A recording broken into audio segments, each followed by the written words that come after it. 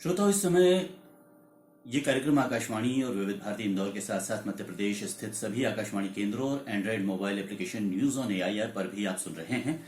अब से लेकर 11 बजे तक हम आपके साथ हैं कोविड-19 के संबंध में विभिन्न विषयों, विभिन्न पहलुओं पर जानकारी के साथ। श्रोताओं, कोविड-19 और कोरोना वायरस के खिलाफ हमारी जंग जारी है और इस जंग में आपके साथ है आकाशवाणी और विविध भारती का इंदौर केंद्र और आपका अपना दोस्त प्रवीण शर्मा।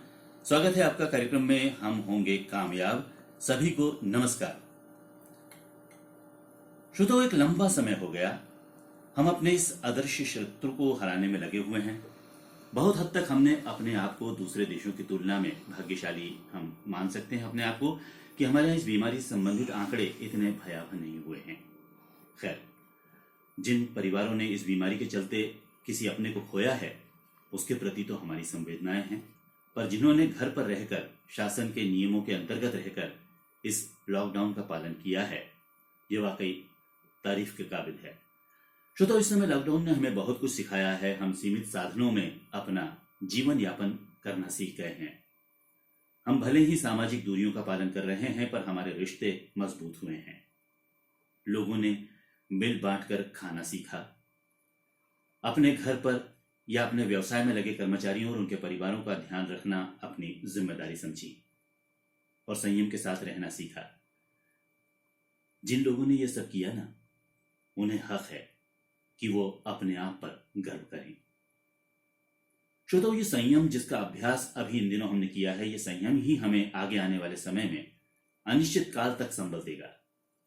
क्योंकि अभी इस बीमारी का इलाज नहीं मिला है, लेकिन इस संयम के अभ्यास ने हमें ये तो सिखा दिया है कि आगे हमें करना क्या है। एक लंबे समय तक हमें सामाजिक दूरी का पालन करना है, मास्क लगाना है, छींकते खांसते समय हमें खास ध्यान रखना है और हाँ, साफ सफाई और बार बार अपने हाथों को धोने का काम भी हमें करते रहना है। तभी हम अपने आप को संक्रमित होने से बचा पाएंगे। जो ये करेगा वही बचेगा। लॉकडाउन ने हमें एक बात का और एहसास दिलाया है कि हम मनुष्य स्वार्थी हो गए थे, प्रकृति पर केवल अपना अधिकार समझने लगे थे।